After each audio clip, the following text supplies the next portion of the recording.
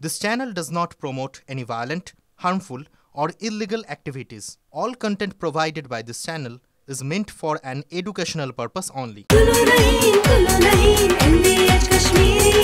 আরে কম দে কিন্তু খাঁটি দে। MDH কাশ্মীরি লাল লঙ্কার গুঁড়ো। TV9 বাংলায় স্বাগত। হটস্পট নিয়ে আপনাদের সঙ্গে রয়েছি আমি শর্মিষ্ঠা। আচ্ছা, আমরা খবরে শুধুমাত্র রাজনীতির কথা, রাজনীতির লোকেদের বক্তব্য দেখাই শোনাই আপনাদেরকে, সাধারণ মানুষের দিকেও তো নজর রাখি। কিন্তু জনপ্রতিনিধিরা, মানে যারা ভোটারদের ভোটে নির্বাচিত হন, সেই জনপ্রতিনিধিরা শুধুমাত্র কি রাজনীতির কথা বলেন? তাদেরকে একটু সাধারণ মানুষের দিকে নজর থাকে না? আজকে সেরকম বেশ কিছু খবর আপনাদের সামনে তুলে ধরবো। হ্যাঁ, রাজনীতির খবরও থাকবে, কারণ সেটাও অনেকে দর্শকরা শুনতে পছন্দ করেন। তার পাশাপাশি সাধারণ মানুষের প্রকৃত অবস্থা, সেই ছবিও আপনাদের সামনে তুলে ধরবো। আমি বরং আজকে হটস্পটে 3টে ইস্যুর সঙ্গে আপনাদের পরিচয় করে দিই। হটস্পটে যেমন রাজনীতিও আছে, তেমন সাধারণ মানুষের ইস্যুও রয়েছে। সবার প্রথম চিঠি সংঘাত। হ্যাঁ, এই হোয়াটসঅ্যাপ মেলের যুগেও না এত চিঠি নিয়ে ঝামেলা চলছে। রাজ্য ভার্সেস নির্বাচন কমিশনের মধ্যে একটার পর একটা চিঠি আসছে, প্রায় প্রত্যেক দিনই নতুন না নতুন কোনো চিঠি আসছে এবং নতুন কোনো নির্দেশ দেওয়া হচ্ছে, সেগুলো আপনাদের সামনে বারবার আনতেই হচ্ছে। তার উপর এই মুহূর্তে তো মনোজ পান্ত দিল্লিতে রয়েছেন, সেখানে কি হচ্ছে জানাবো আপনাদেরকে। বিজেপির স্টেপ আউট। বিজেপি এতদিন না জল মাপছিল এই এসআইআর নিয়ে। বিজেপি বিরোধী রাজনৈতিক দলগুলো যেভাবে ঝাঁপিয়ে পড়ছিল এতদিন, তারা জল মাপছিল। পাল্টা হিসেবে কোন অস্ত্রের শান দিচ্ছেন তারা? আজ কাকে আক্রমণ করলেন সরাসরি জানাবো আপনাদেরকে। তৃতীয় ইস্যু হয়েছে, বললাম না, রাজনীতির খবরও থাকে, তার পাশাপাশি সাধারণ মানুষের খবরও থাকে। ঘুষ দাও প্রাণ নাও। জলপাইগুড়িতে 2টি বাচ্চা, একজনের বয়স 1.5, একজনের বয়স 3, 2টি বাচ্চার মৃত্যু হলো কিছু মানুষের ক্যালাসনেসের জন্য। ঘটনাটা আপনাদের সামনে তুলে ধরবে এবং সেখানেও ঘুষ চাওয়ার অভিযোগ উঠছে। তবে সবার প্রথমে রাজ্য ভার্সেস নির্বাচন কমিশনের দিকে নজর রাখতে হবে, কারণ মনোজ পান্ত তিনি ইতিমধ্যে দিল্লিতে রয়েছেন। কারণ মেল হোয়াটসঅ্যাপের যুগেও চিঠিতে এখন সরগরম রাজনীতি। কমিশন রাজ্য সংঘাত পর্বে কড়া অবস্থান নিয়েছে এই মুহূর্তে নির্বাচন কমিশন। যে চিঠিতে মুখ্য সচিবকে তলব করা হয়েছিল, সেখানে জানেন তো আরও একটা প্যারাগ্রাফ ছিল, আর সেই প্যারাগ্রাফে নিজেদের মনোভাব স্পষ্ট করে দিয়েছে নির্বাচন কমিশন। সেখানে লিখেছে, ভোটার লিস্টে কারচুপির অভিযোগে নির্দেশ মেনে ব্যবস্থা নেওয়া হয়নি রাজ্যের পক্ষ থেকে। রাজ্যের চিঠিতেই স্পষ্ট কমিশন অভিযুক্তদের সাসপেন্ড করে এফআইআর এর নির্দেশ দিয়েছিল। আমি বিগ বলে প্লে করতে বলবো, ঠিক কি ওই প্যারাগ্রাফে মেনশন করা হয়েছে। নির্দেশ মেনে কোনো ব্যবস্থা নেয়নি রাজ্য সরকার, রাজ্যের চিঠিতেই সেটা স্পষ্ট হয়েছে। তারপর কি বলা হয়েছে?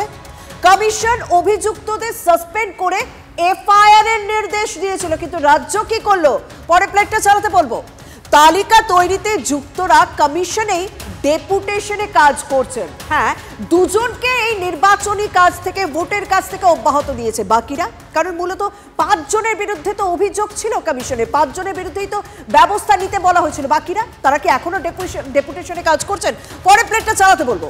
সেই অফিসারদের বিরুদ্ধে ব্যবস্থার অধিকার আছে কমিশনের, অর্থাৎ বুঝতে পারছেন নির্বাচন কমিশন তারা স্পষ্ট করে বলছেন যে কমিশন কিন্তু চাইলে এই অভিযুক্তদের বিরুদ্ধে ব্যবস্থা নিতে পারে।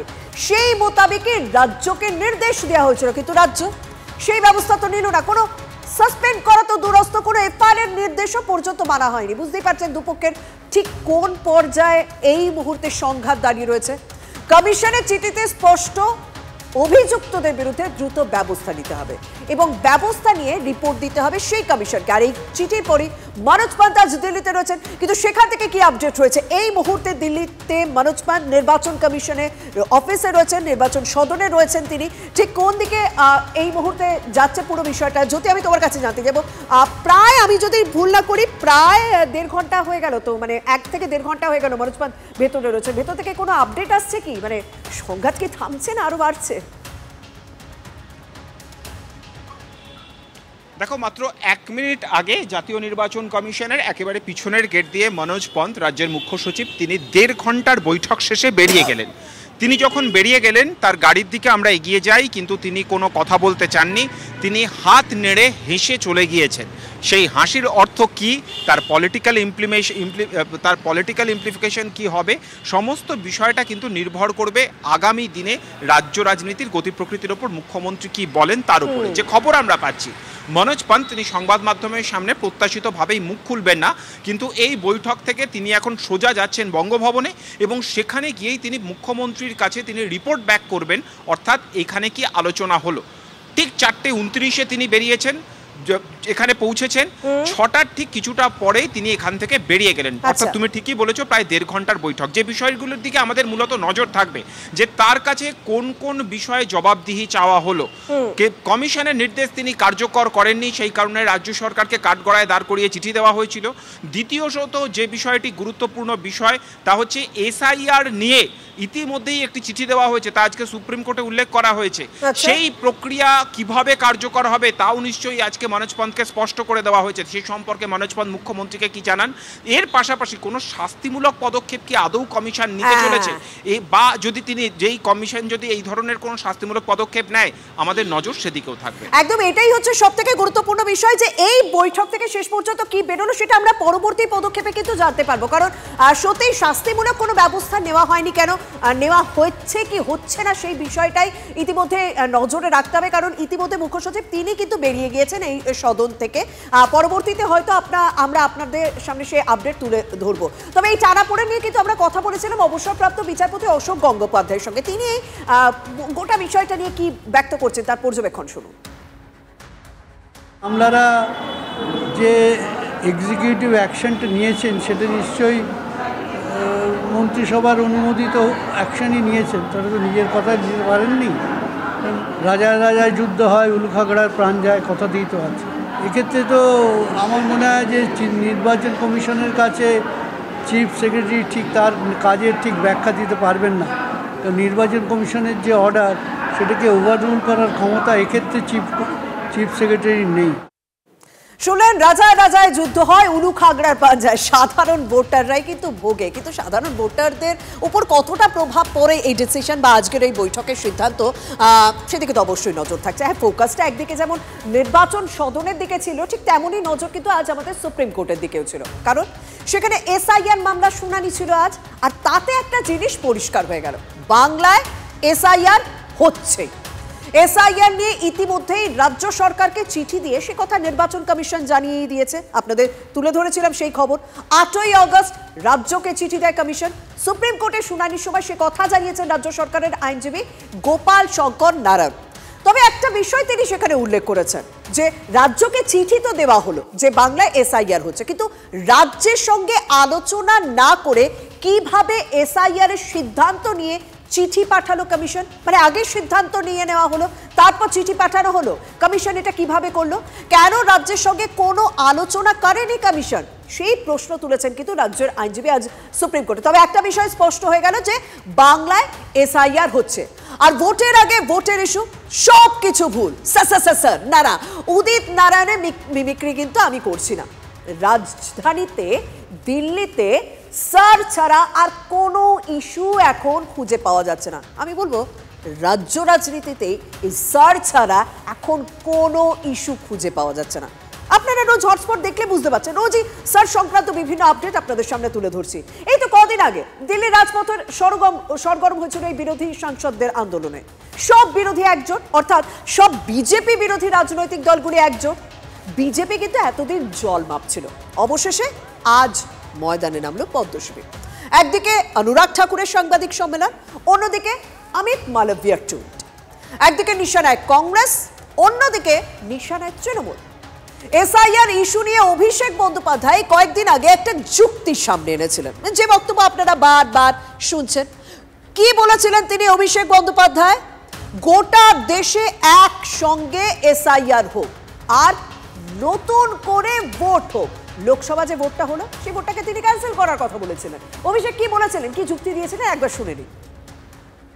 তাহলে পুরোটাই যদি বেনিয়ম বা অনিয়ম বা ভেজাল বা কোনো ফেক নাম থেকে থাকে, তাহলে ফার্স্ট স্টেপ হিসেবে তারা রিজাইন করুক। সারা দেশের মানুষ এসআইআরকে স্বাগত জানাবে। আমি বলছি আপনাকে, আমি আমার কথাও বলছি, বিজেপি শুরু করুক না, আমরা সবাই রিজাইন করব, কোনো অসুবিধা নেই। লোকসভা ডিসলভ করে দেওয়া হোক, লোকসভা ডিসলভ করে সারা দেশে এসআইআর হোক, তারপর ফ্রেশ ইলেকশন হোক। কেউ তো বারণ করেনি। এই বক্তব্য অভিষেক বন্দ্যোপাধ্যায় করলেন, রাখলেন এবং স্বাভাবিকভাবে আলোচনা শুরু হলো, তর্ক শুরু হলো, বিতর্ক শুরু হলো। এসআইআর ইস্যুতে বিরোধীদের যে আন্দোলনটা আমরা দেখছি না, সেখানে তৃণমূল এবং অভিষেক বন্দ্যোপাধ্যায় যারা ড্রাইভিং সিটে বসে পড়লেন। তাই কি বিজেপির কাউন্টার অ্যাটাকে অভিষেককে বাড়তি গুরুত্ব দেওয়া হলো? অনুরাগ ঠাকুরের বক্তব্য শুনুন না। 1724 में से 301 बूथ में डायमंड हार्बर में 15% वृद्धि हुई है पिछले 4 सालों में, और सारे टीएमसी ने जीते हैं। अभिषेक बनर्जी जी, कहां हो आप? देखिए क्या हो रहा डायमंड हार्बर में। तो क्या आप चुनाव इसीलिए जीत रहे हो? ये जो फर्जी वोट एडिशन क्या आपके अनुसार हो रही है?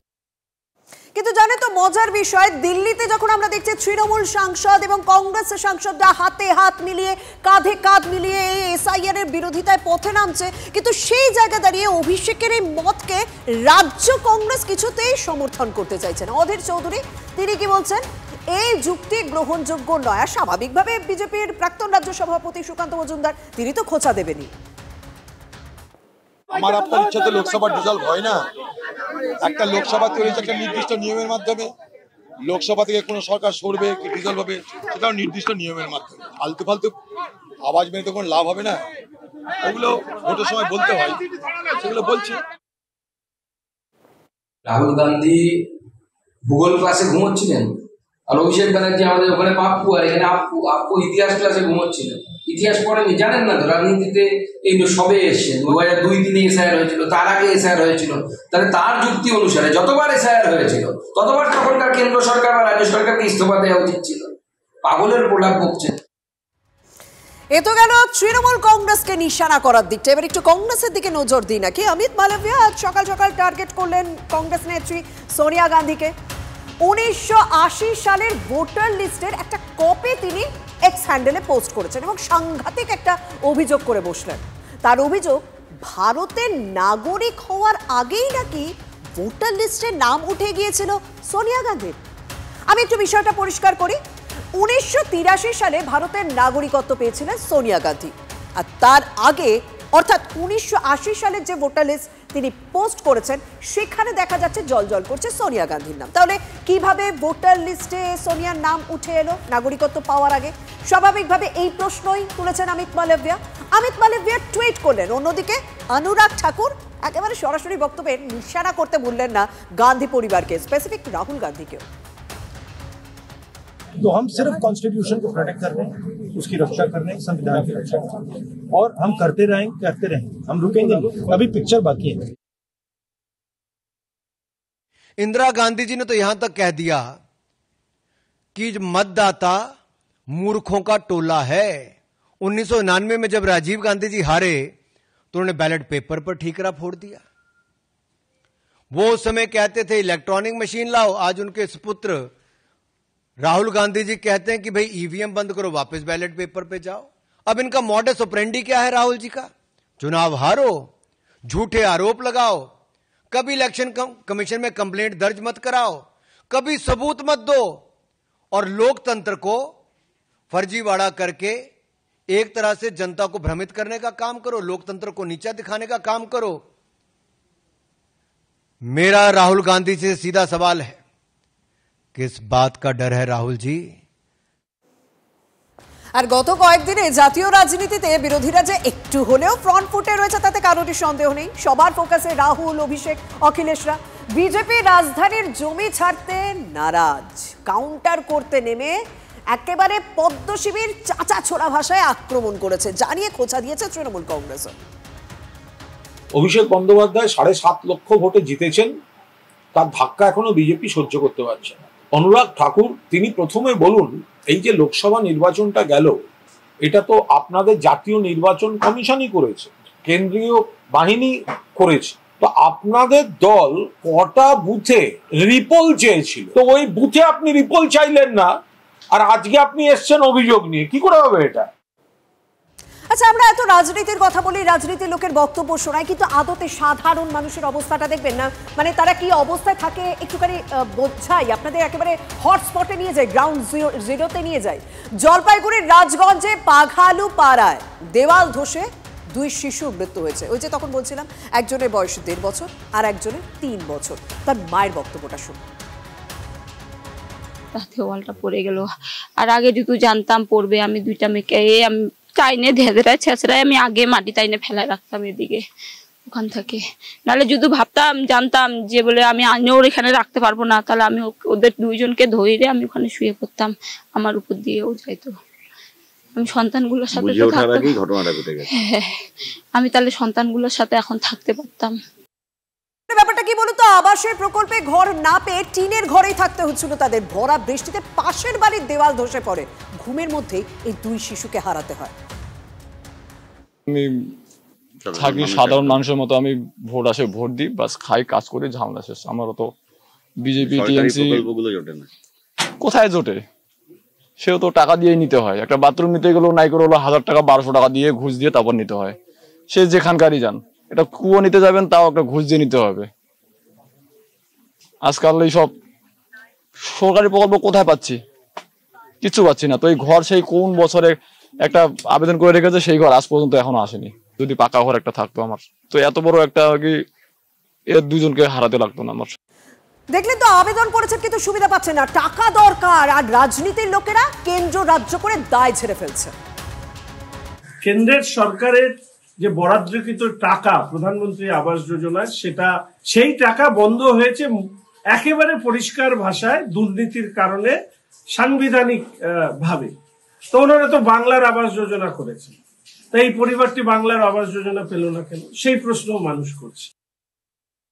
বাংলা আবাস যোজনার টাকা আমাদের ন্যায্য পাওনা, ন্যায্য অধিকার, সেই ন্যায্য অধিকারকে আজকে বঞ্চিত করে রেখেছে আমাদের ভারতবর্ষের প্রধানমন্ত্রী নরেন্দ্র মোদী। আজকের মধ্যেই যেহেতু তার ঘর নেই, কোথায় থাকবে? আমরা 3 জনে মিলে লোকালি, তারপরে বিডিও অফিস থেকে বা জেলা থেকে কি দিবে না দিবে সেটা আলাদা ব্যাপার।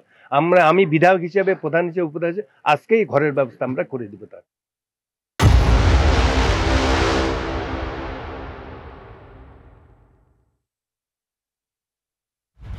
সল্টলেকে 2টি গাড়ি মুখোমুখি সংঘর্ষে একজনের মৃত্যু হয়েছে। ভয়াবহ আগুন লেগেই এই মৃত্যুর ঘটনা। এই মুহূর্তে পরিস্থিতি যথেষ্ট উত্তপ্ত। সেখান থেকে রয়েছেন আমার সহকর্মী রঞ্জিত। রঞ্জিত, অবস্থা দেখাও। দেখো, এই মুহূর্তে কিন্তু অগ্নিগর্ভ পরিস্থিতি, একেবারে অগ্নিগর্ভ পরিস্থিতি। এবং 200 যে খেয়াটা আছে, যেটা হচ্ছে সল্টলেক থেকে কেষ্টপুর কানেক্টর যে নতুন ব্রিজ, সেই ব্রিজে কিন্তু একটি প্রাইভেট গাড়ি এবং একটি বাইক চালক, অর্থাৎ জোম্যাটো যারা খাদ্য সরবরাহকারী, বাইকের সঙ্গে সংঘর্ষ হয় এবং অ্যাক্সিডেন্ট হয়। এবং তারপরেই কিন্তু সেই গাড়ি থেকে, অর্থাৎ সেই যে জোম্যাটো গাড়িটি ছিল, বাইকটি ছিল, সেই বাইকের চালক ধাক্কা লাগে এবং তারপরে সেই বাইকটি কিন্তু রেলিংয়ে গিয়ে ধাক্কা মারে। এবং তারপরেই কিন্তু গাড়িতে, সেই ছবিটা দেখাচ্ছি, গাড়িতে কিন্তু আগুন লেগে যায় এবং গাড়ির ভেতরে একটা শিশু ছিল, এমনটা কিন্তু স্থানীয় সূত্র মারফত এবং পুলিশ সূত্র মারফত আমরা খবর পাচ্ছি। এই মুহূর্তে গাড়ির অবস্থাটা দেখাচ্ছি, বাইকের অবস্থাটা দেখাচ্ছি, কি পরিস্থিতি, কি ভয়ঙ্কর আগুন। এবং পাশাপাশি তোমাকে দেখাচ্ছি এই সেই গাড়িটি এবং যে জোম্যাটো বয় ছিল এবং তার দেহটি কিন্তু এইভাবে, অর্থাৎ জীবন্ত অবস্থায় জ্বলে কিন্তু অগ্নিদগ্ধ হয় এবং সেখানে স্পটেই তার মৃত্যু হয়। এরপরেই কিন্তু উত্তেজিত জনতা কিন্তু এই মুহূর্তে বিক্ষোভ প্রদর্শন করছেন, পুলিশকে ঘিরে বিক্ষোভ দেখাচ্ছে। কিন্তু আমরা গাড়ির আগুন লাগার মুহূর্তের ছবি আপনাদের সামনে তুলে ধরলাম এবং আগুন লাগার পর কি পরিস্থিতি হচ্ছে সেটাও দেখালাম। এবং এই ঘটনা একজনের মৃত্যু হয়েছে এবং 2টি গাড়ি একেবারে ভস্মীভূত হয়ে গেছে। রঞ্জিত, তুমি সেই পরিস্থিতি তুলে ধরলে, ধন্যবাদ। বাহ, এবার হয়েছে স্বাদ। হ্যাঁ, অপূর্ব স্বাদ। এমডিএচ এর চাঙ্কি চাট মশলা, জীবনে আসল স্বাদ জাগলো। আসল মশলা, এমডিএচ।